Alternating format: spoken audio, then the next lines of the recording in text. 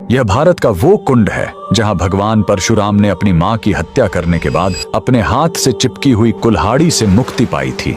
यह कहानी है महान ऋषि जमदग्नि और उनकी पत्नी पतिव्रता रेणुका की। कहते हैं रेणुका हर दिन नदी से कच्चे घड़े में पानी लाती थीं और उनके सतीत्व के बल से वह घड़ा टूटता नहीं था। उनके 5 पुत्र थे जिनमें सबसे छोटे थे विष्णु अवतार परशुराम। एक दिन रेणुका ने नदी में कुछ गंधर्वों स्वर्ग के संगीतकार को जल क्रीड़ा करते देखा। उन्हें देखकर एक पल के लिए उनका मन मोह में पड़ गया और उसी क्षण उनके सतीत्व का बल टूटा और कच्चा घड़ा टूट गया। जब वो आश्रम लौटी तो ऋषि जमदग्नि ने अपने योग बल से जान लिया कि उनका मन भटक गया था। वो इतने क्रोधित हुए कि उन्होंने अपने पुत्रों को आज्ञा दी, अपनी मां का वध कर दो। जब चारों बड़े भाइयों ने मना कर दिया तो क्रोधित पिता ने उन्हें तुरंत पत्थर बन जाने का श्राप दे दिया। इसके बाद परशुराम ने पिता की आज्ञा को अपना धर्म समझा। उन्होंने भारी मन से अपनी कुल्हाड़ी उठाई और अपनी ही मां का सिर धड़ से अलग कर दिया। उनकी आज्ञाकारिता से प्रसन्न होकर जमदग्नि ने वरदान मांगने को कहा। परशुराम ने तुरंत अपनी मां को फिर से जीवित करने और साथ ही पत्थर बन चुके अपने चारों भाइयों को भी मुक्त करने का वर मांग लिया। सब फिर से जीवित हो गए, मानो कुछ हुआ ही ना हो। लेकिन कहानी यहीं खत्म नहीं हुई।